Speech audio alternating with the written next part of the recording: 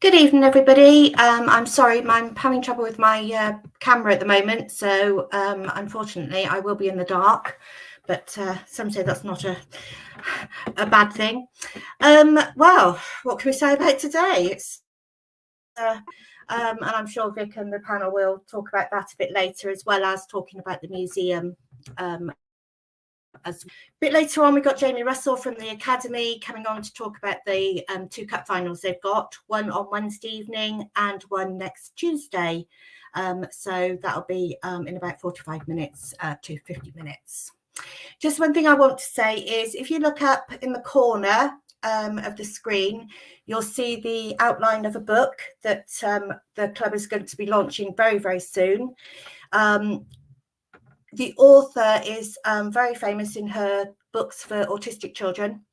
And this is we think it is the first one about actually preparing to go to your first football match. So when it's launched, they'll go, well, I've told the author, be sure to get working, because I'm sure other clubs will be wanting them. So there will be a launch shortly, and we'll keep you up to date of when they're available and everything. So if you've got any questions on that, please do not hesitate to ask, and we can find some answers for you. Okay, well, let's bring on Vic. Hiya, Vic. Hi, Chris. I hope you're all right. I know you are, because I've seen you earlier, but it's lovely to hear from you anyway. So good to see you. Well, not see you, but hear from you too. I feel like Steve White in the dark, actually. But, we'll get you and Steve White on together. That'd be great. That's really good. Yes. Yeah. Oh, there we go. Come on. I'm here. Hello. Hi, Chris. Hi. Nice to see you again. Hello. Yes. So yes, a bit of a shocker today, Vic. It's a bit of a unexpected happenings. Yeah. Another day in the life of Swindon Town Football Club. It's never a dull moment, is it, eh? I mean, seriously, it's a bank holiday Monday. We're going to talk nice things about a museum. We've got Jamie Russell coming on later. No, manager goes. Incredible. Okay, so we've got a lot to go. So I will bring everybody on. So we've got Paul Hedges. We've got Rob Hartley. Hi, Chris. Hi, Vic. Hi, Paul. Hi, Rob. And hopefully we've got Dick. Let's just see. Dick, can you hear us? Might be a bit silent from Dick, but we'll see how it goes. Okay, I will leave you to it. If you have any questions or comments, please leave them. We'll get through as many as we can. Okay, I'll speak to you later. Thanks, Chris, very much indeed. Well, welcome along. We were going to talk to Paul Hedges, who's Trust Board member and also the Secretary of the Museum Trustees, and Keith Coatsworth, who is the Treasurer of the Museum. We were going to talk to you about the launch of the museum. We were going to talk to Dick Mattick, who is a well-known historian of Swindon Town Football Club and indeed a trustee of the museum. Dick, are you there?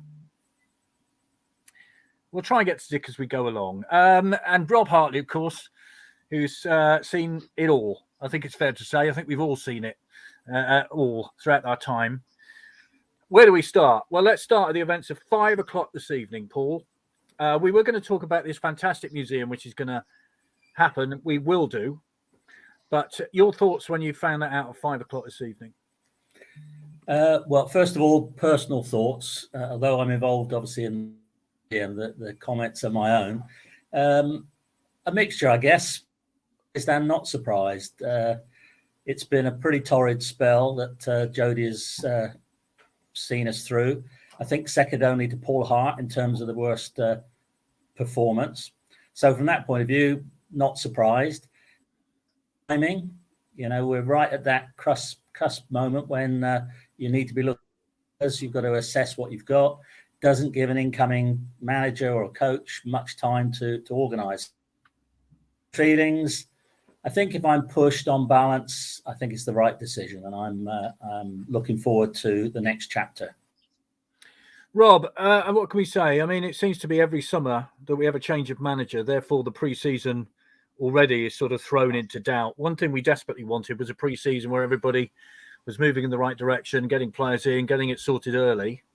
I mean, one would hope that the club has something lined up now, because there are a lot of frustrated Swindon Town fans out there at the moment. I'm kind of one of them, I have to say. I was shocked about this decision. Not unexpected, but I was shocked at the timing of it. What are your thoughts? Yeah, I think that probably sums it up, Vic, actually. I think we had a panel a couple of weeks ago, didn't we, where I questioned Jody Morris in terms of what can we see in terms of the improvement leading into next season. We've got a few games left. We need him to show us that he is the right man for the job, because up till that point, and this is pre-Bradford, we were on a real poor losing run. Didn't look like we were going to pick another point up for the rest of the season. All things were doom and gloom, weren't they? And then suddenly we had a week where we picked up 6 points, played extremely well against Bradford and very well against Wimbledon as well. And you thought, without knowing that there'd be any further announcements as we go through the rest of the month, you thought, well, okay, things have picked up. Possibly he is the man that can take us forward. But the doubts will have surfaced again with that performance on Saturday, I have to say, at Crewe. Even though Town were in front for such a long time, the way they capitulated in the last 10 minutes has been a common theme throughout Morris's management, to be honest. We've gifted points away in the last 10 minutes of games to teams who are very, very poor. And Crewe were another example of a very, very poor team in a poor division that have got the better of us. So with that in mind, as a unit this year, as a team performance this year, it's simply not been good enough. And as Paul just alluded to, when you think about his actual overall record in charge of Swindon Town, it doesn't really bear comparison with anybody other than the infamous Paul Hart, who everybody wanted to disappear very quickly. So on performance level, you can't be disappointed and surprised that Jody Morris has left. You will always have that nagging doubt, however, that he didn't have a transfer window. Could he have changed it in the summer if he did have a transfer window? We'll never know now. But the bottom line is we have to get it right. We have to get this appointment in quick. And as we've said so often over the course of the panels in the last year, get your recruitment done early for next season and get the right players in the door. If we don't do that, we'll be sat here again in 12 months going through the same scenario once again, I'm sure. Well, as you can expect, there are loads of comments coming in. Kerry, hi Kerry. Wednesday's meal and award should be interesting on the tables. Yes, there's a bit of reshuffling going on. That's all I can say. Anthony says, correct decision. He's done very little to take us forward or even show promise for something good next season. His tally of 16 points from 18 games will be 41 points over 46 games. That's relegation to non-league form. Hi, Rob. Good evening, everyone. What the heck is going on at our club? What manager is going to want to come here? Maybe Gunning and Mildenhall already in place. How much compo did Clem have to pay? Well, we don't know that at the moment, of course. It's all very early days. Hi, Malcolm. The club's a shambles behind the scenes, and I have serious doubts about those in charge. Paul says whoever has brought all these players in also needs to go. Shocking appointments. Hi, Ben. Why now? Surely his own pre-season, as Rob Angus implied. Darren says 3 years ago we played against Plymouth at the county ground. It ended up a draw, but you could see how they played and they were going places. A tall, physical, aggressive, positive football team. That's what we need with a strong manager and director of football. Goodness me, lots of comments coming in, Keith, as you can imagine. What are your thoughts on it? My view is I think should he have been given a bit more time maybe, but results haven't been great. His sort of talk and the way he does his post-match interviews hasn't really been that great either. So I think disappointed, but I can understand why. It's not doing very much good, Keith, is it, for our mental health, quite frankly? I mean, we don't know as Swindon fans what's happening from 1 minute to the next. And you kind of think we're all looking forward to a summer break and possibly a bit of continuity. But goodness me, it just never stops, does it? No, it has been up in the air all along. Incredible. Paul, what are your thoughts then as a member of the trust? Because obviously the trust has to sort of have a view on this in terms of what will you be talking to the club about this? What's going on? All that kind of thing? Vic, it's too early, I think, for me to make any comments on behalf of the trust. Obviously, as you can imagine, the WhatsApp medium has been pretty busy for the last 2 hours. So there's been a lot of exchanges. But the reality is that we're not close to the managerial situation. Clem's not been in the country for some time, so we haven't had any direct discussions. I'm not privy to the off-the-record conversations at the advisory board meeting, so I can't add a lot. The only thing I would say about, again, to echo what Rob said, was that I was so disappointed because I never saw anything that seemed to be tangible. I didn't see a change in tactics. I didn't see an improvement in players. You know, they were doing the same thing they've been doing for weeks and weeks without making any changes. It just seemed devoid of ideas. And it wouldn't take a genius, would it, to see some of the issues that were going on when Tom Clayton got dropped from the squad, when Charlie Austin wasn't taken because he can't play 2 games on the trot. Seems to me there was some problems behind the scenes with relationships as well. And certainly Jody didn't seem to have any supporter relationship. So, yeah, it was difficult. Yeah, lots of comments coming in. We just try and make contact with Dick. Are you there? No, he's not. We're having trouble with Dick's internet, obviously. Mark Merriman. Hi, Mark. No great love for Morris. Didn't think his heart was in it. Get someone in who really wants to take this great football club forward. Jason. Hi, Jason. Not Rob, who we need to hear from. It's Clem who should be fronting up to the fans. Rob Angus, that is Rob, not Rob Hartley. Just no confusion there. Paul Cowley says, when can I apply for the job? I can see you. I don't know if you can. Well, we can vaguely hear you, Dick, but I think your internet is causing problems. Jojo says, great to see Paul on the panel. There we are. I got a fan already, Paul. Alex Clark says, with the club admitting that they've got this season wrong, do you think that implies get rid of the director of football and head coach model and get a manager in, not a head coach? Experienced manager needed. Artell, please, or at least someone who knows the league and what it takes to win football matches at this level. Carl says, I wanted to like Morris. Pedigree should have guaranteed improvement. Sadly, his demeanour, to what we can see and hear, cannot have been good for any of the players in anything like that. Was what the players saw day in, day out, onwards and upwards. Need a strong summer of recruitment to get season tickets moving now. I'm in shock, said Steve. I really thought we would give Jody and Ed a whole season to stamp their mark on the job. Having said that, I thought Jody's recent comments haven't helped his cause. Hi, Andy. Things must have gone on behind the scenes. Jody came in at the end of the transfer window, so he's not had time to create his own team. Shocked that he's gone with only 1 game to go, but we need to get something in place ASAP. Rob, let's move on then. He's gone. You know, I mean, in the time of the coronation, for goodness sake, what a good time to appoint a new manager. We have 2 coronations in the space of a week. Who should we go for? Well, I don't think King Charles is on the list, is he? I think he's got other things in other irons in the fire just at the minute. So, I think we can count him out. Well, I was David Artell through and through when Jody Morris was appointed. I thought he was the right man for the job at the time. I thought he's got experience of managing a team who want to play football in Crewe and played some very good stuff, but also had that little physical element to them as well and a bit of devil to them. And he got them, let's be honest, when Swindon got promoted with the points per game season under Richie Wellens, at that point in time, Crewe were top, weren't they? They were. And David Artell was their manager. So he knows his way around this division. So for me, he would be a natural choice, particularly if you were to give him the summer to bring his own team in. So that's the hope for me, I have to say. I've seen an awful lot of names mentioned, many of which would strike fear through my heart, if I'm truly honest, at this moment in time. So I'm going to gloss over all of them and I'm going to stick to my original plan. What if I said to you, Rob, well, Steve Evans has just got Stevenage up?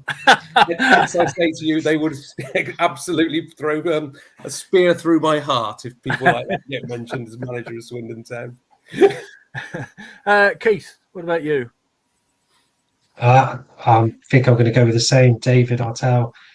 He was, I think, the one that was identified sort of quite early on in the process the previous time, and hopefully, we just need someone with a bit of experience, I'd say.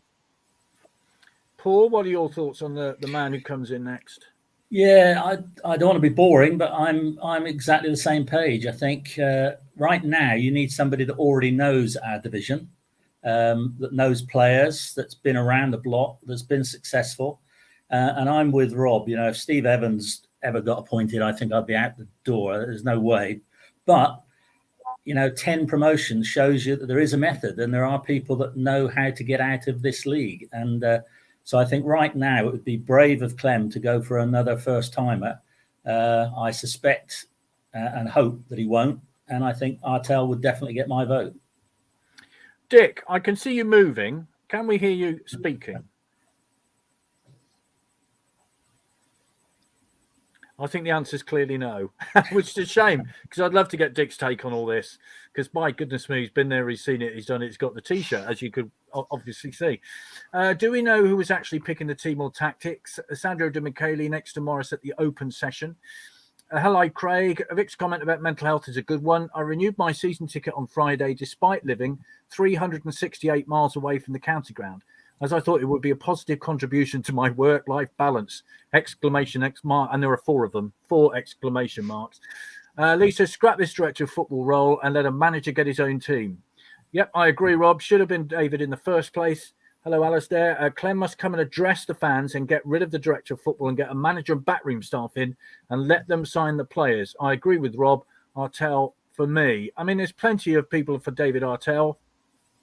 He seems to be the favourite. So, as he was close to being appointed in the first place, Paul says, let's throw a spanner in the works, Di Canio, to get the atmosphere back at the county ground. Just don't give him an endless wallet like they did before, but at least he will get rid of all those tippy-tappy players in our team. Fabrizio Picaretta was at the county ground a couple of weeks ago. Absolutely loves the football club. I'll just throw that name in there, just see what happens with that one. I would think, Rob, though, they must have a name in. They must have something in mind. If there's been a conscious decision to get rid of Jody Morris, they must have some. You would hope some forward planning. Well, yes, we would hope, wouldn't we? And I think that echoes the statement that was probably mentioned in one of those messages you just read out. You hope that there's a plan. You hope Clem will speak to the fans and tell us what that plan might be at some point. Admittedly, he's not in the country at the moment, so we'll give him some time and some space. But you would hope that this decision hasn't been made on a whim. It has been made having looked at everything that's going on at the club at the moment, everything that's going on to do with the players, the possible recruitment in the summer, and whether we are to achieve success on the pitch next season. The decision clearly is that Jody Morris isn't the man to achieve that for us. So if that's not the case, we cannot possibly go through another month and a half of recruitment like we've done twice in succession during 2022-23. The Scott Lindsay appointment was, well, not exactly well welcomed by an awful lot of supporters, but primarily because it took so long to appoint him. If you'd appointed him straight away, I don't think he'd have been on the hiding for nothing that potentially he was on when he did get appointed. And then, of course, we get the Jody Morris scenario, which is David Artell looked like he'd got the job. Then he didn't. Then suddenly Jody Morris came in the frame. Suddenly there was another couple of weeks before it actually got appointed. And Ed Brand, God bless his socks, was here for 6 weeks in the end after he should have been here for 3 months. So it's been a shambles. There's no other way you can describe it. It's been an absolute shambles, the appointments of managers over the course of this season. And they have to get this right now. And we have to hope there is a plan in place to have somebody in place very, very quickly. I think if you appointed Joe Brand, that would go in shaping of the way things have gone in recent times, wouldn't it? I mean, it's just been like that. Stephen says, would love Fabrizio Picaretta. Jackie says, I like Luke Gerrard. As I said before, they appointed Morris. Fans need a proper statement with what's going on. We deserve that. I believe they've had to do something due to the state of season ticket sales. Sandro also has to go. Jonathan says, do the panel think they've already got a man lined up? Well, we've kind of covered that. John says, too many negative post-match comments must have had an impact on the player. This is Di Canio, really. Sorry, they keep flipping up. There's so many comments coming in. So if I miss it, this is about Di Canio. No, he nearly bankrupted us when he had a bucket load of cash. Under Clem, Di Canio wouldn't work with 2 pints of lager and a packet of crisp budget. Paul says, Daryl Clark or Artell, or the fella from a team up the road at the A420 who's out of work. I think he means Carl Robinson. Anyway, moving on swiftly. Nev says, whoever gets appointed, he must be in charge of recruitment as well. After the poor investment after Christmas, this can't happen again. Right, loads of comments. So I'm just going to go around the panel quickly. Rob, you're welcome to stay with us because we'll come back to this in a little while, if that's all right with you. Yeah. We'll talk about the museum in a minute, and I'm sure we'll come back to it in a minute.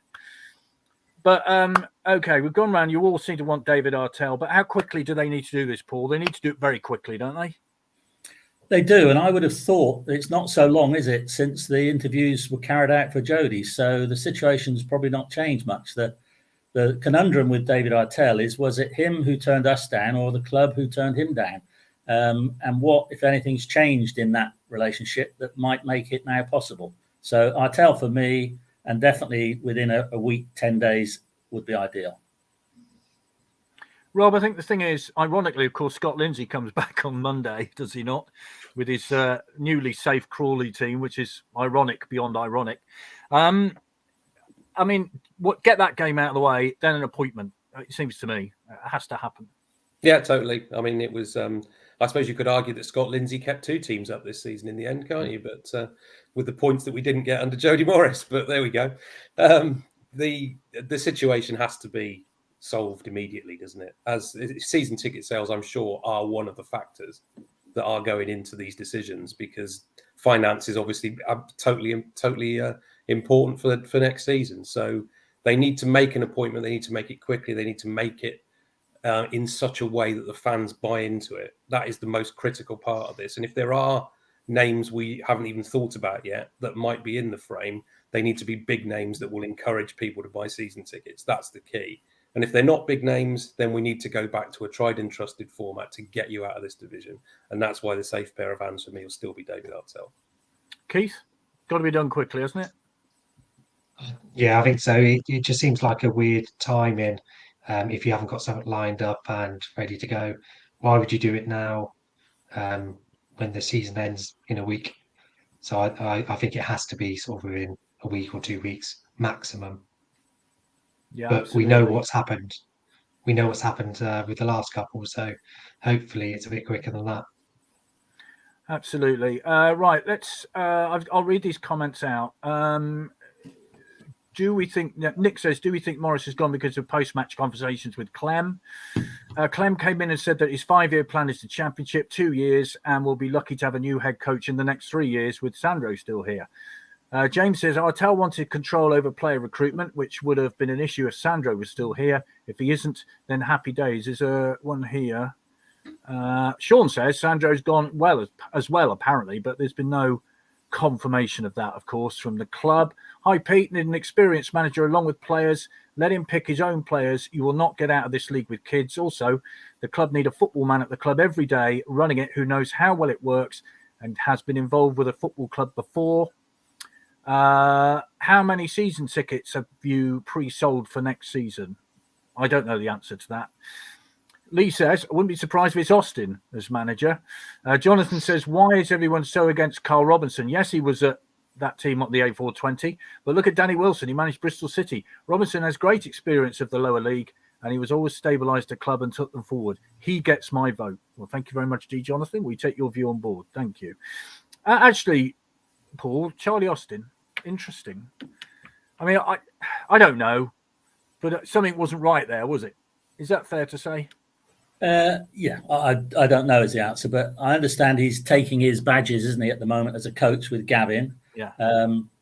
But you know, whether you like him as a player or not, I just cannot see that appointment can make any sense at the moment whatsoever. You're not getting either. Then you're not getting anybody that's got any experience in coaching, or anybody that's got any experience in our league. So whether we like Charlie or not, that's not a choice for me. Okay. The club have a good chance now to step away from the process they've gone with. It hasn't worked, and 3 coaches later. Clem and Rob now have some big decisions to make, and fast. The goodwill from the fans is running out fast, i.e. drop in attendances, low season ticket sales. They've done a great stabilising the club financially and for a long term with a ground purchase, but they've taken their eye off the ball on the pitch. They have to get next manager and incoming players 100% right this summer. Adrian says 1,680 was told on Friday. So there we are. That's how many. Just finally then, Rob, you're welcome to stick around. We'll come back to this, as I've said already.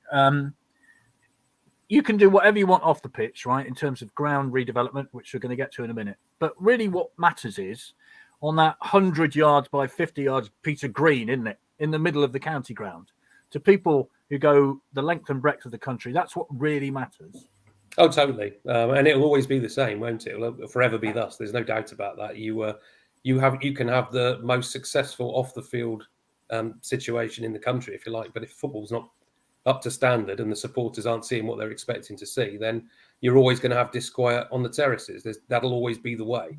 There is no doubt that Swindon off the pitch had an awful lot of work to do, and everybody will thank Clem for the work and Rob for the work that they've done in the last 2 years to get us to a position where we are now, a lot more stable than we were under Lee Power. But you can't do one without the other.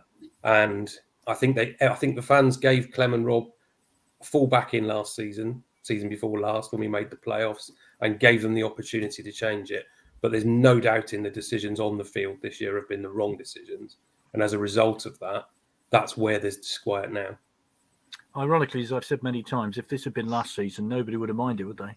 No, if we had our seasons the other way around, it'd have been fine. Absolutely yeah, right. Quite right. Hi, Darren. We also need a manager who's going to stick around if we win promotion long term. I'm sick of managers changing every 5 minutes. An ambitious board with funding would assist this. Charlie Austin should come in as a player coach only, but gain experience. Matt says, where is Clem and Rob? They should be on this talking. Well, if they're welcome to come on, absolutely welcome. Mark says, I need some serious football advice from people like Marcus Fjortoft and Nicky Hammond on the running of the club. Delighted to have Nicky Hammond on here a couple of weeks ago. Could Colin Calderwood be prized away for Northampton, maybe? Get Chorley as the director of football and Appleton as manager. Right, I'm going to step away for this for a minute. We will be coming back to it, honestly, because there's so much stuff coming in. But Rob, stay right there. Don't go anywhere. Because we're going to talk about something very important now, which is in the process of happening. Paul, tell us about the Swindon Town Museum. Okay, well, I guess from my point of view, I joined the trust last March, and at that time, trust members like Keith, Steve, Mike, and James had already been talking about the concept of having a museum, and they brokered the arrangement with Clem and Rob, so they were on board with it. So I got involved primarily with Keith running things to try and help move it forward. The great news is that the museum is now formed. Keith has successfully registered as a charity. Bank accounts open, just giving facility now available. So we're technically in the place now to start driving the museum forward. We've got long-term aims and obviously the immediate requirements. Long-term, I think everybody knows that now that the joint venture has successfully taken over the ownership of the ground, there will be plans for redevelopment. And the hope is that the museum will make up a very important part of that redevelopment. I'm not privy to exactly what's happening, but my understanding it's very likely that the town end will be redeveloped and the museum can occupy a space there. But that's some years away. In the meantime, there's no natural location for a museum per se, a room at Swindon. But we've learned a lot in the last year, 18 months, from speaking to people like your colleague, Paul Farley at Exeter, and John Lynch, who runs the museum at Wimbledon. Both, by the way, have been really, really helpful. And it's so encouraging to see fellow clubs of a similar ilk supporting each other. So a big thank you to both of them. But what we learned from them is that the museum can be more than simply a single room. It can be a stadium-wide display. And I think that will be the very important thing that we can do in the interim period before we have a dedicated museum room. At the moment, if you're fortunate enough to visit the corridor in the Arkles Suite, you will see some of the jewels that Swindon have, the cups and replicas and flags and medallions and this sort of stuff. But what one of our prime aims is to start making it possible to display interesting artifacts, but more importantly, probably information around the whole stadium so that we engage with as many supporters as we can. And then lastly, and I know if Dick was on here, this would be the thing Dick would be emphasizing, is that he uses a phrase which is a heritage worth preserving. And that I think is key. As important as a museum is to actually hold and display artifacts, the fact is that every year that goes by now, we're losing key jewels, if you like, that we could have. So one of our prime jobs now is to, as quickly as possible, start acquiring, either through donations, through gifts, through purchases if necessary, or even through loaning, as many artifacts as memorabilia as we can, so that we can start beginning to build those kind of displays and information for the fans. So an exciting time, but a lot of patience required. There's going to be a lot of legwork that's needed before we're going to be in a position to actually start displaying in a way that people recognise as a museum. Yeah, Keith, I know you worked really hard on getting these bank accounts and everything sorted out. I mean, it's not a case of just starting a museum. There's so much financial work that goes into this, isn't there? Yeah. There's been a lot of hoops to jump through, both from creating a charity and also from a bank account perspective. We've obviously, Paul mentioned, had some help from the Exeter team who were sort of doing their museum down there. It's been sort of invaluable having that sort of insight and expertise around how they've done it and how they've approached it. Yeah, they work really hard on it, and as Paul was saying, they've done very well in terms of they've made it an all-round display. Whereas at the moment, of course, as Paul said, all the jewels in the crown, like the Gibbone Trophy, the Anglo-Italian Cup, all that kind of stuff, they're all in one stand, aren't they? So they aren't visible to everybody around the ground. Keith? No, Joe, that's right, and I think that's so that we can look at from a shorter term perspective. Actually, how can we try and improve some of the surroundings in the county ground and display some of our heritage? Alex says, sounds amazing. I'm excited to see how it'll all unfold. Gary says, no, my seats are in there. I guess that's the town end. Hi, Craig. Was at Exeter early last season, and one of their stewards gave me a tour of the ground. Very impressive artwork with interpretation boards on display in home concourse areas. And that really is important, isn't it, Paul? Because you want the heritage right around the ground. Even in the away end, you want people to see the heritage. Absolutely. It's about fan engagement. It's about giving youngsters an insight into what's gone on previously. I think that's an incredibly important thing. And if we can get a display that's good quality, then I can see something Steve Mighton's very keen on, which is stadium tours, educational trips, inviting school children to come around. And that's all got to be great for the development of the club, the building of long-term fans and community. So that would be key. One other very important thing that we learned from both Exeter and Wimbledon is that the way we need to work to try to encourage the kind of lottery grants that they've enjoyed. And that's going to be key, because at the moment, we know with the cost of living crisis, with the joint venture appealing to people to support the ground development, there's never going to be an easy time to fund the museum. So if we can leverage income from the lotteries, from the arts councils, people like that, then that will go a long way to actually supporting the development. So that will be, I know, something that Keith will be working hard on to leverage that relationship. And again, borrowing the expertise of Paul Farley and John Lynch in how they did it, what's required, and actually make the thing work as well as we possibly can. Yeah. Let's just have a look. Oh, here we go. This is from Robert. Next season matchday tickets should have been frozen to the same price as this season's price, as soon as the building is established, i.e. Stratton Bank roof, town end, then naturally prices will have to rise unless we get promoted next season. I mean, Keith, how do we fund this? Because we talked about grants, but of course, at the end of the day, not only do we need money to finance it, but we also need people to help as well, because this is a massive undertaking, isn't it? It is, and I think from the experience that we've gleaned from Wimbledon and Exeter, they've spent years doing this. Lots of volunteers help supporting them, so we will be looking for volunteers. And obviously, Paul's mentioned the sort of Just Giving page, so that's sort of the key angles. Yeah. What about this, Paul? Because it's all very well to say, look, we'd love items to come into the museum, but at the minute, we don't have a building, do we? We don't have anywhere to put it. So what should people do about this? Well, we're working towards having a launch, which we anticipate being on or around the 15th of June, by when we hope to have solved our storage, our space requirements, so that we can start inviting people to donate or make us aware of items that we can pick up. So that's our first job on the radar now is to make that available.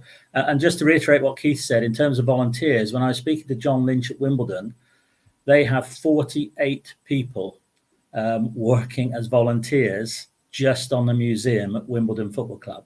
Now, okay, they're not working full time, but once you've created the museum, then there needs to be not only the curation of it, but somebody has to be there to give advice and let people see it.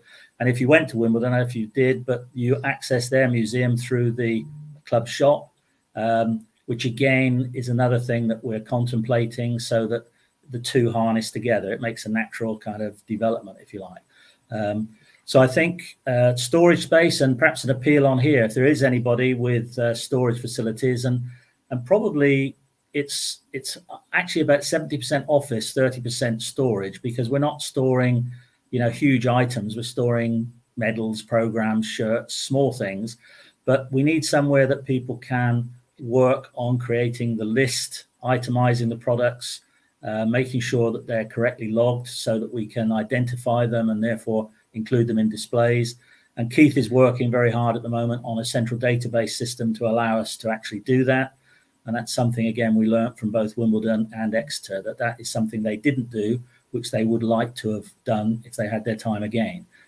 So a lot of admin. If there's anybody that believes they can give their time, they don't need to be skilled people, but if they think they can give their time, Keith's email address is treasurer@stfcmuseum.org, and I am secretary at stfcmuseum.org. Very happy to hear from anybody that can offer time, help, advice, suggestions, whether they've got any experience or not. We should actually say we're very proud that somebody has agreed to become the honorary president. Paul, do you want to reveal who that is? Let me let Keith do that. Oh, okay, Keith. Off to you then. Yeah, no problem. Sorry, I had to go and get my battery from my laptop. I hadn't plugged it in. So I suppose just building on Paul's point, first of all, obviously we do have a Twitter and Facebook and LinkedIn, so you can contact us through those means as well. The key, if you've got any, if you like to volunteer or discuss anything, then do reach out. So would you like to reveal who? Oh, go on, Paul. Sorry. Well, then I'll Keith the rest of it. But through Dick Mattick, we were delighted to get acceptance from John Trollope to be the first honorary president of the museum. And I cannot believe there won't be a Swindon Town fan anywhere that doesn't believe that's a fantastic choice. There is nobody in the history of Swindon Town Football Club, in my view, that's ever given what John Trollope's given. So it's fantastic that he's agreed to do that. And we're really delighted that he'll be involved. Yeah, Mr. Swindon, as he's often called.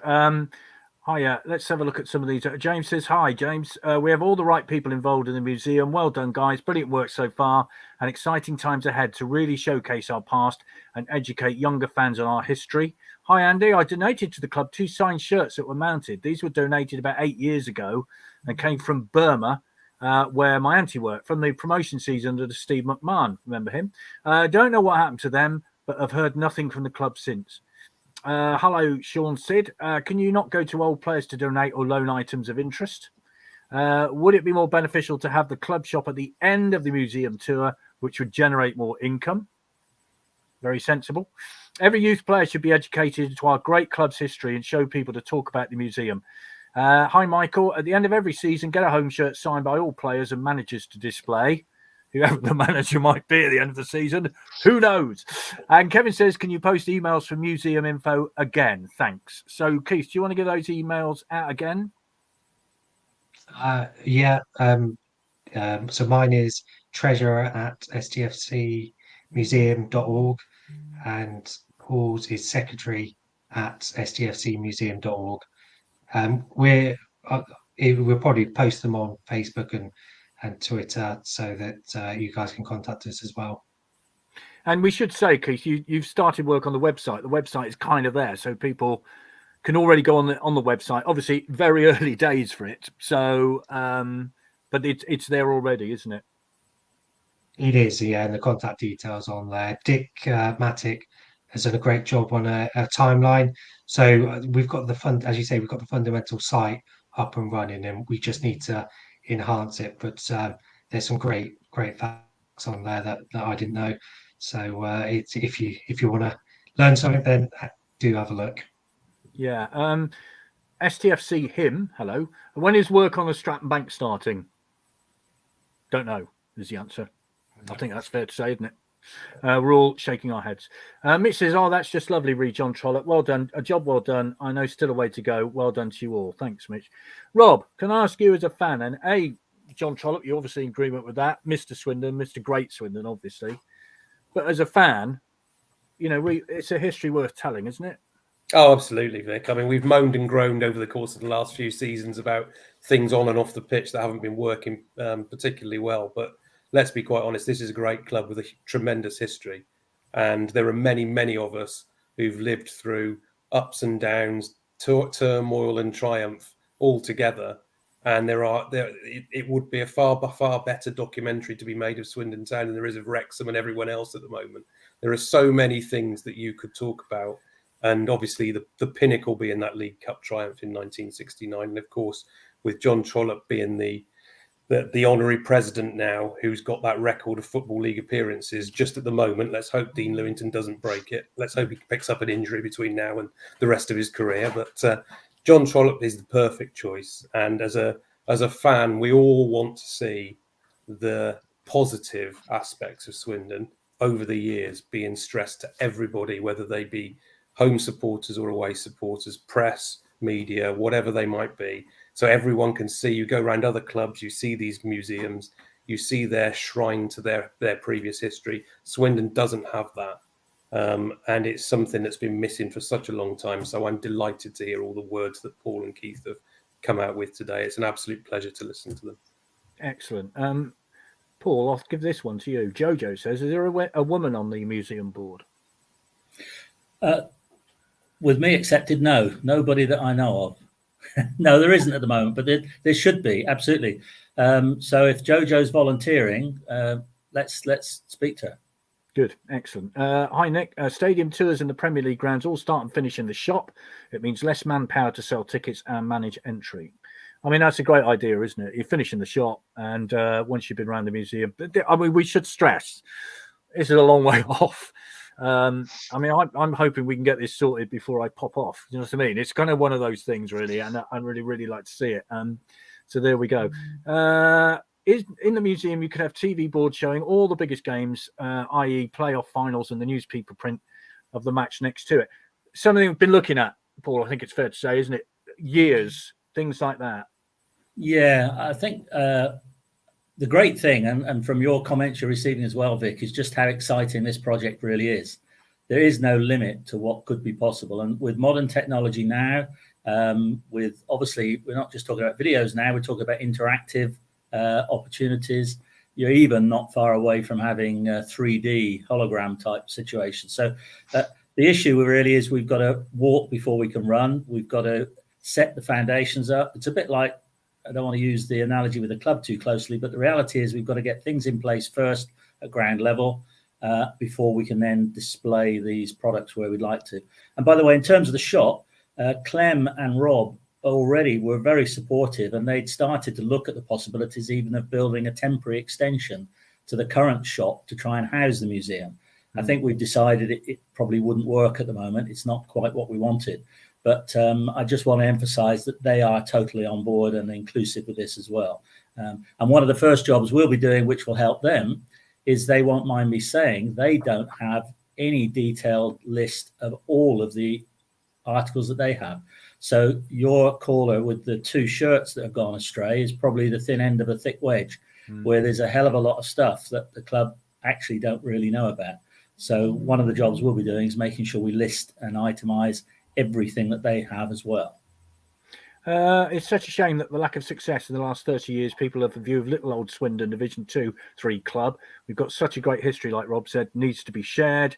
I've got hello Pete, I've got the Swindon Town membership card. I had to have a meeting with Dave Hillier to ask why I want to become a member. My favourite was Blackburn at home playoffs 90. The town end could have fed Swindon Borough with electricity. I have an original advertiser for the day after the League Cup win. Also an original SAS membership card. So lots of ideas coming in. And, Dean Lewington beating John Trollope's record would be a travesty. Playing for Wimbledon and MK Dons, 2 different clubs. John's record, of course, is for a single club, and we should make that point. I bet there are some wonderful museum pieces in people's attics around the area. Keith, we're finding that all the time, aren't we? People have, saying, I've just found this, or sadly a relative has passed on, and there is masses of Swindon Town material. It's a real kind of treasure trove of stuff. Yeah, so I mean, I've been contacted on Twitter and LinkedIn around people who've got items or suggestions, and it's great to receive. Obviously, we're a bit stuck at the minute with storage, but hopefully we have that sorted soon, and we can take that forward, and then make sure we sort of make it sure that we have it forever and make sure it's safe. Absolutely. Nick says, unfortunately, due to age priority, needs to be capturing members of the 69 squad. Right, so there we are. Thank you, gentlemen, for the time being. Also, Rob, thank you. If you're willing to come back in a little while, Rob, and talk a bit more about today's situation, that'd be good. Yeah. But Chris, we have another guest waiting. We certainly have. So just put you on hold a moment. Thank you very much for what you've done already. So Paul and Keith, I'm just going to hide you a minute. And I'm going to bring on Mr. Russell. Hi, Chris. Good evening, Hi, Jamie. Mr. Russell. How are you? Yeah, I'm good, thank you. How are you? You all right, my love? Yeah, I'm good, thank you. Yeah, good, thank you. So you're going to be here to talk about the 2 cup finals, exciting cup finals we've got this week and next week. So I'm going to leave you to it. Okay. So I will leave you to it, and I'll see you later. All right. Cheers, Chris. It was just to really make you all aware of our under-17s that have reached the final of the Floodlit Cup final, which is a national competition. It's the first year that they've done it, the EFL. So it's a massive success for us as an academy to get to a national final. The semi-final was a big enough task, meeting Luton Town away, considering their budget is 3-4 times our budget, and they're also a championship club looking to get into the Premier League. So to win that game last week almost felt like the final. And unfortunately, we lost the virtual coin toss to host the final. So unfortunately, we are off to Lincoln. Yeah, a shame of it, Jamie, is the fact that it's the same night as the Supporters Club end of season dinner. So sadly, you won't be with us on that evening, but we'll be keeping a very close eye on what's happening at Sincil Bank. Tell us about this and how much it means to the future of the football club, because as we've discussed before, there is a fallout rate, but it seems to me you've got a lot of promising youngsters in the academy. Yeah, we have from 15s going upwards. That's what we're really looking at now with depth charts and development plans and loads and loads of succession planning going on at the minute. So even at the weekend, we had a very good result against Plymouth away, 3-2 at Plymouth. Considering where we were at the start of the season, they beat us 7-0. So the journey that we've been on as an academy this season has been huge. And also it was really pleasing to have 2 15-year-olds on the pitch on Saturday, when we knew that Plymouth were all second year, so they were all under 18. We had a team of under 15, 16 and 17 competing. So to get that victory was fantastic. And it's amazing what winning games can do, and it can create that momentum and that feel-good factor amongst everyone within the team and across the academy. So for us to get there, it's all the hard work of Lee Peacock, Sean Wood in particular as the coaches. They've done a fantastic job in getting us to the final. I'm surprised to see you not at the ground, because you're always at the ground when we talk to you. So have you actually had a time off on this bank holiday? Yeah, day off, but it's never a day off, is it? So it's always on the phone planning for tomorrow and sorting things out. So yeah, there's never a day off in football. I would say you were hampered in the semi-final by Jackson Brown being, of course, involved in the first team squad, which is an example of younger players coming through the system, isn't it? Yeah, I think the only disappointing thing for us is that he didn't get on the pitch at Wimbledon. We, as an academy, we were really disappointed with that. We always look every Saturday at what the 16s have done, what the 18s have done, and then if there's anyone involved in the first team squad. So when Harrison's been around the squad, when he made his debut, everyone's always, straight away you forget about what the morning's been and then you're straight onto the afternoon because you want Swindon to do well. And more importantly for us, you want the young players to do well because you want that, and you want the fans to buy into the young players that are coming into the club. So yeah, we were disappointed, but it's fantastic for Jackson, and it's testament to his ability of where he is at the moment. And he's been in the last 3 squads. Fingers crossed he may be in the next squad for the last game of the season, and hopefully he'll get on and make his debut. Yeah, that'd be lovely for him. Of course, Gav Gunning and Steve Mildenhall, I think, are in charge on Monday. I know you're not going to comment about changes, but things happen at football clubs, Jamie, don't they? I mean, it's that simple. Yeah, they do. I think from an academy's point of view, all we are about is building relationships, because you constantly building relationships with new management teams. But I think the biggest thing for us is that you have to know what you are. And I feel as an academy now, we know what we are, and how we're developing. And to be honest, if we worked off a first team manager, we'd be constantly in transition, and we'd be constantly changing shape and constantly changing ideas. So we just have to go after what we know now works and has worked really well this season, and the development's been fantastic across the board, and stick to that and then improve on that for next season.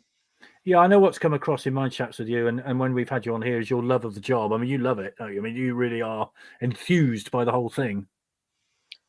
There is absolutely nothing better than seeing a young boy make his debut for a hometown club, and getting that support from the fans. That's what it's all about. And whether that's working across the academy, going into development groups, and still seeing that, still being around them. Footballers are still people at the end of the day. They still need to be told well done and what they're doing well and what they need to improve on. They're no different to anyone else, and they're no different. A first team player is no different to an under 12, to an under 13. There's still so many things, technically, tactically, psychologically, socially. They still need support and development in all those areas. Can I read you a message which is coming from Dean? Dean, a great chap. And this is what he says. What a great guy Jamie is. Not football related, but always pops over to the war room and genuinely cares. Also, he's wanted to get involved in a big event supporting the local homeless and has gone out of his way to want to do these things. Club's very lucky to have him. Now, Dean is a great guy, and as you may well know his backstory, and he's come back strong. That's a lovely comment to get, isn't it? Yeah, it's. I think for me, the club is the centre of the community, and it's the thing that everyone looks forward to going and watching every week. But I still feel there's loads and loads of more things that the club can do to involve and embrace the community. I know when Clem came over, we went on a whistle-stop tour of different facilities. We've been to Melksham. They've been unbelievable with us this season, supporting the club. The academy. We went to Corsham, and at the drop of a hat, Corsham housed us in the quarterfinal against Sutton on a really rainy night. But if it wasn't for them and their hospitality, we wouldn't have been able to play the game. And I think from talking to, I'll call him Woody, but Sean Wood, who looks after the lead youth development phase, these are the things that have never been in place. And I think it's all that hard work in reaching out to the community and building those relationships, and not trying to win the fans over, but actually showing we're no better than anyone else, and we want to represent your club in the best way possible, and we want you on board. And obviously from Dean's fantastic comments there, I've been fortunate enough to have some good conversations with him. And something that I did at Salford, there was a program that we ran. It was called Jumpers for Goalposts, and it was for homeless people in Salford, which was too many people were homeless in Salford, and it's a big thing for me that if I can support that. And all we did was, one of the home games, we just got everyone to bring a spare jumper that they don't wear anymore. And it was a bit of a silly idea of jumpers for goalposts back in the day, what we would use as goals and different things like that. Before we knew it, we didn't have enough room to store all these jumpers. And what was like a silly idea was then being dispersed all across Manchester to help the homeless. And I was speaking with Dean. I've spoke to Andrew Gordon, who I worked with at Salford around this, and he's really happy to tie in with it. And obviously, if Salford are still in League Two, next season, it would be great to actually have like a jumpers for goalpost fixture. If that will work with it, to support the homeless in Salford and to support the homeless in Swindon, and really just go and support our community and look after our people. And I think that's the big thing for me. Fantastic. And this is the work that people don't know about. I mean, you know, the community people and the academy, extraordinary work. And, you know, I can only salute you for what you do. It's amazing.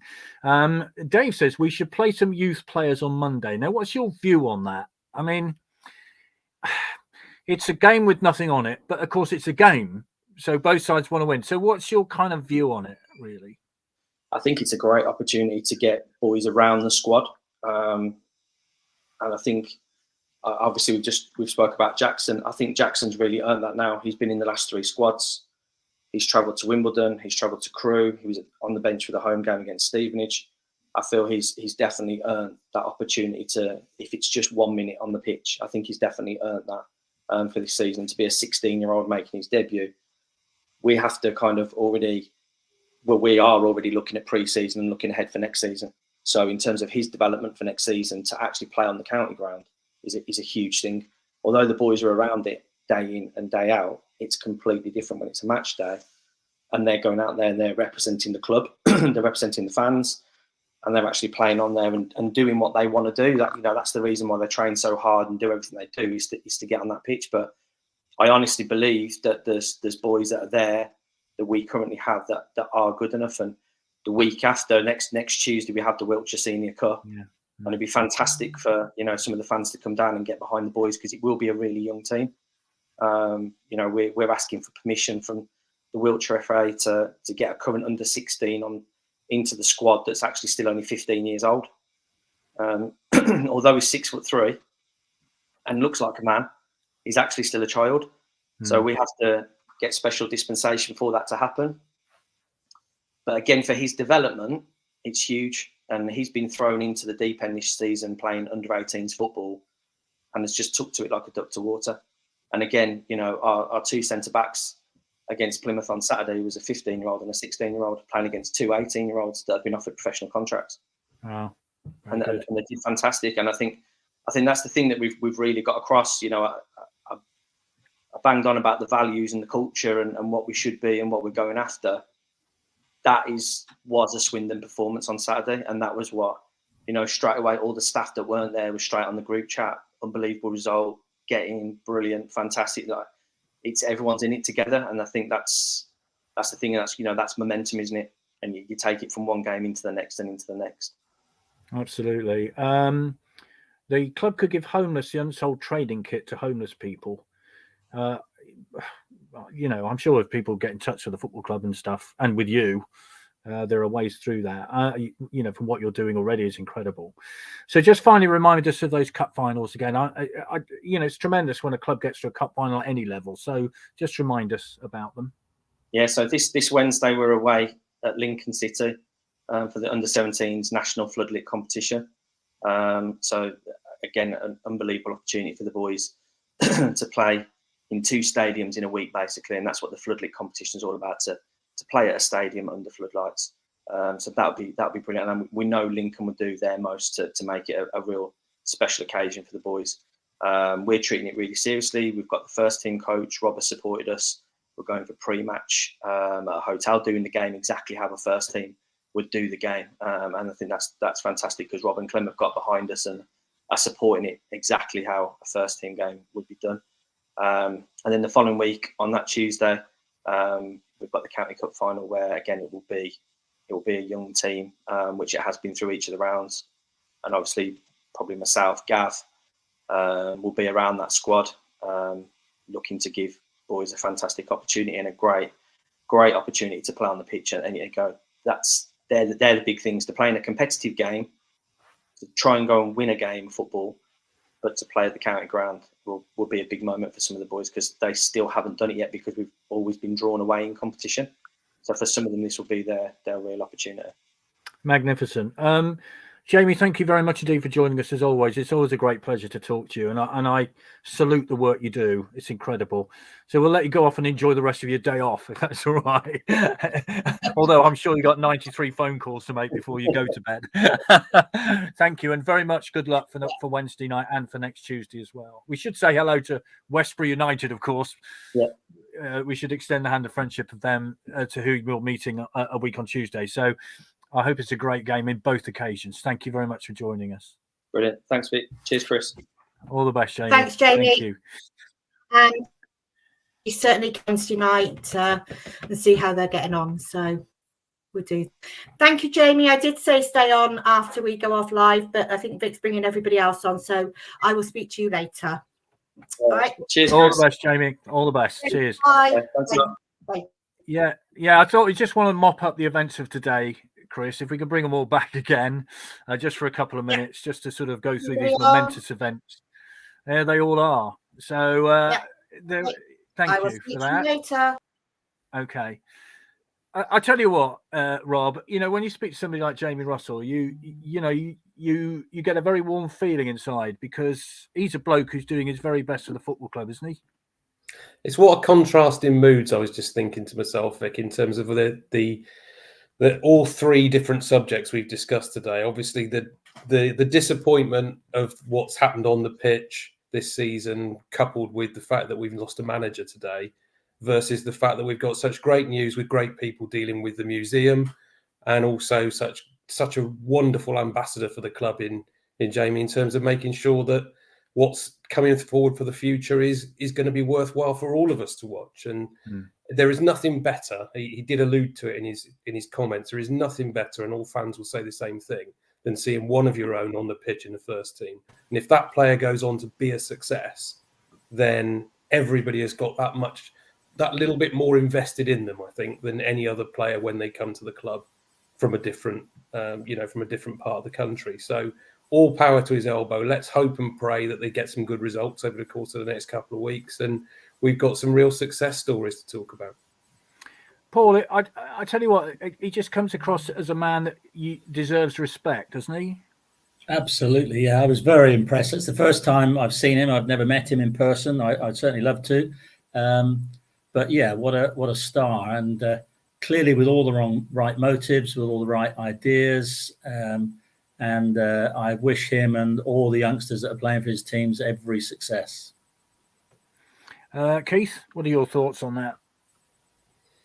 Yeah, I mean, it sounds like he's doing a great job. The teams seem to be doing well, and it looks like we've hopefully got some good players coming through. So long may it continue. Absolutely. Michael says, back to that subject, I hope we get the right manager and stick with him this time. Daz says chalky white shorts would be ideal for the museum. We'll have a word with Chalky, see if we can get his shorts off him. I mean, maybe we need a model of defenders going like that, trying to see if we can catch him offside. That would be good, wouldn't it, really? So let's just mop up today then. It's an extraordinary moment when you see on the club announce a managerial change, Rob, and you go, not again. There was that famous quote of that woman in Bristol, if you might remember, when they said about the general election. Not another one. Exactly that. So, yet another day in the life of Swindon Town Football Club. It's just bonkers, isn't it? Yeah, it is, and it's to a lot of it, to a great extent, it's frustrating, isn't it? Because none of us want to be in this position. Everyone wants to see their manager succeed. Everyone wants to see their football club succeed. But when things aren't going in the way that you want them to, then a change is needed sometimes. And let's just hope that the decisions that have been made today are the right decisions, and ultimately we make the right appointment this time. We get the right players in, and we're talking next season about a season of success rather than a season of failure, which this season has to go down as. Yeah, somebody said to me today, Paul, that you're doing all right, aren't you? No, we're not doing all right. We're 10th in League 2. We're 10th in Division 4. Let's get it in reality terms. So, by the way, Craig says, virtual reality exhibit idea. How high can you pull them up? That's Chalky's shorts. I'll leave that for you to have a go at maybe one day. But 10th in Division 4 is not good enough, is it? No, it's worse than that, isn't it? It's because if you followed the trends of the last 18 games, it wouldn't be 10th. It would be very near the bottom. So there's got to be a complete turn very quickly. I think the only positive I would say is that in Garner and Lindsay, of course, they left, which meant that it was difficult for the manager to be found quickly because it presumably came as a surprise to Clem. Now, of course, one hopes that this has been something he's been thinking about for some time. So there's maybe a head start. And I'd like to think, I know they're limited to what they can say officially, but I'd like to think they've already had conversations and that they've got somebody in mind. I can't believe with everything that's gone on in the past that they would have made that decision if they hadn't already got a pretty clear idea of what they were doing. If they have, then that's worse than leaving the guy in place. Yeah. Needs to be done, as we said earlier, Keith, very quickly. I mean, what are your thoughts today? I mean, here we go again, basically, and we just want it sorted quickly. How do you feel?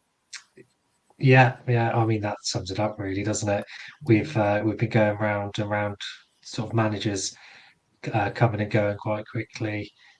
We need some stability for the summer ahead and for next year. So hopefully we can get that sorted ASAP. Kevin says, can you say a big shout out to the Barnes coach drivers for getting all who use them to away games this season? Absolutely. Definitely right. Yeah. Danny on bus number 1 is magnificent. That's all we could say, isn't it? And, you know, I don't know what the total mileage is. Mark Waters, who's runs SAS, is going to work that out for me for Wednesday night's presentation. So it's a lot.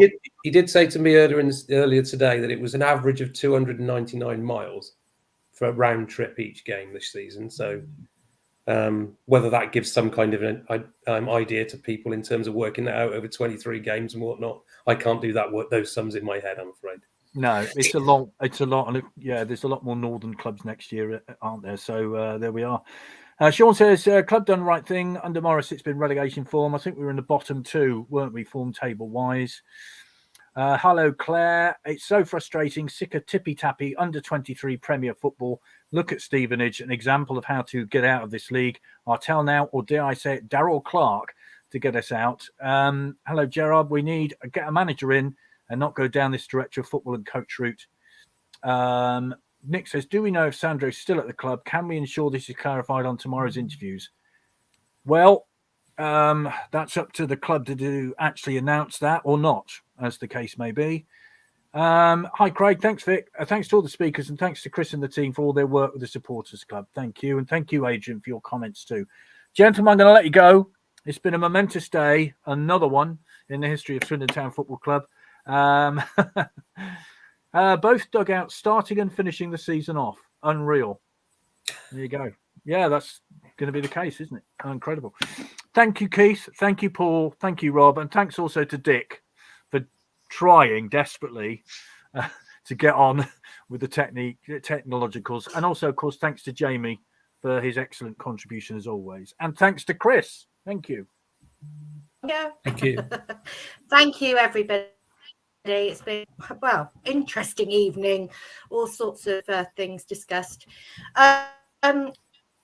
The season away, but we're not stopping over the close season. Vic and I in conversation about what we do, and we've got some players lined up. So we will let you know on socials when we are going delivering a Monday night team. Thank you very much. Looking for everybody who's coming to see evening on Wednesday. That's going to be interesting. So we'll see you then. If not, we will. And don't forget about the book. Look at that. So thank you very much and take care, everybody. Thank you. Bye.